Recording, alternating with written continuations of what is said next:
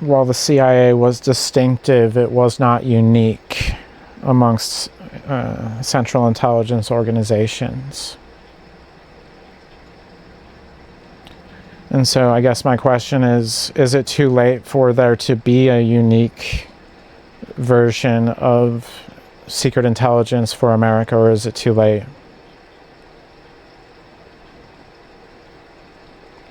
And furthermore, the question would be, what does that look like? If it's uniquely American, what is the main component of it? And I guess my argument is liberty, freedom from. When we consider freedom from, we have to look at our own nationalism through the lens that with liberty, you have to have freedom from that even itself, from the nation itself, to be at liberty.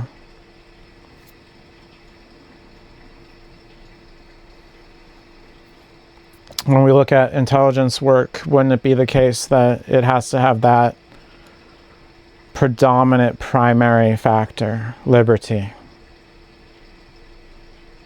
So you would have to have freedom from secret intelligence itself to then have liberty as an organization to begin with. And I know it sounds pretty contradictory or paradoxical, but I would say it's something like this.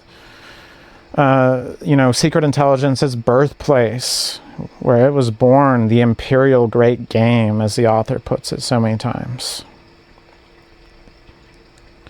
So I feel like no matter what we've done with it, let's look at the American example, it's more imperial than we want to admit. So it reflects the mirror back of where its originality lies, or where it originated from lies. So to have an intelligence that's secret, that's worth it, then in this sense, it would have to always be about liberty on some level. Freedom from secret intelligence, so therefore it would want to make sure the function of secret intelligence is to make sure there are no empires in power, including whichever central intelligence is the lead power, such as the CIA has often been, for example. Because I try to think back, and what if I was there and we're founding the CIA? I have none of these feelings of grave antipathy and feeling violated by the CIA as the people. It doesn't exist yet. It still has something clandestine to it. And how am I going to assure that it will be indeed unique? Not distinctive. That's not what I'm interested in. I want it to be unique. Because the whole problem is that secret intelligence was born in the imperial reality. You needed secret police because you had nations that were foreign to you, typically, and so then you wanted to be able to control them, so that you could then rein in your empire.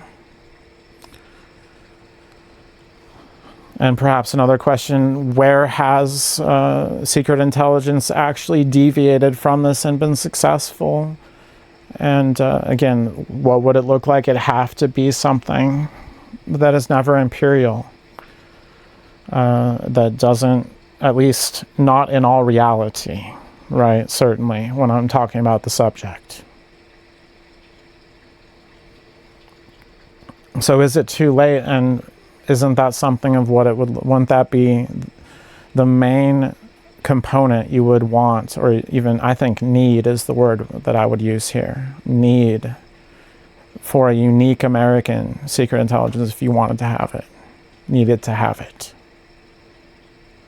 Want versus need, what's more important? We want to use the models of the imperialist as the CIA because it's convenient and it's going to work and we're scared. It's the Cold War. But when we look at the realities of the Cold War, what did we really need to do there? And what didn't we do? And is there any way that you can save an organization that burnt its own charter, let alone so many of its documents, that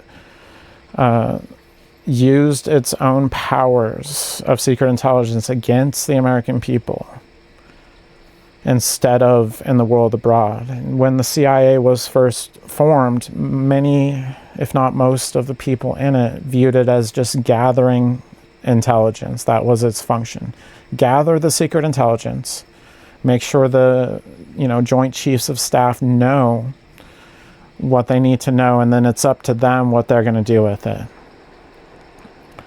And that is kind of on the page of what I would say. I don't agree with Operation Sunset. This is where Alan Dulles was with that Nazi scumbag Wolf and his men. And he exonerated all of them and took Nazi gold and stuff under the table. It wasn't his orders.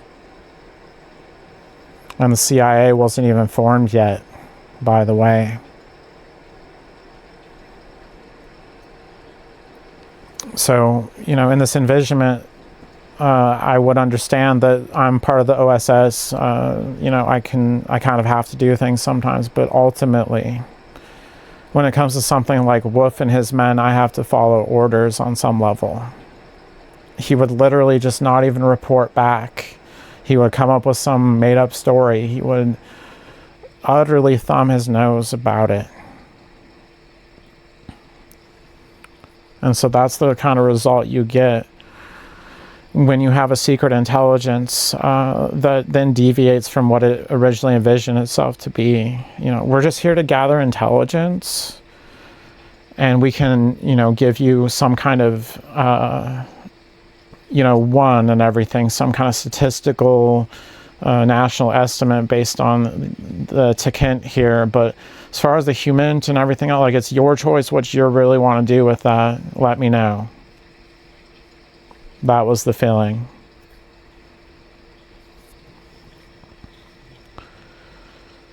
Or since secret intelligence is imperial in foundation, and if it can never deviate from that foundation, then that means it has to go. It has to go the way of the dinosaurs. It has to go extinct then.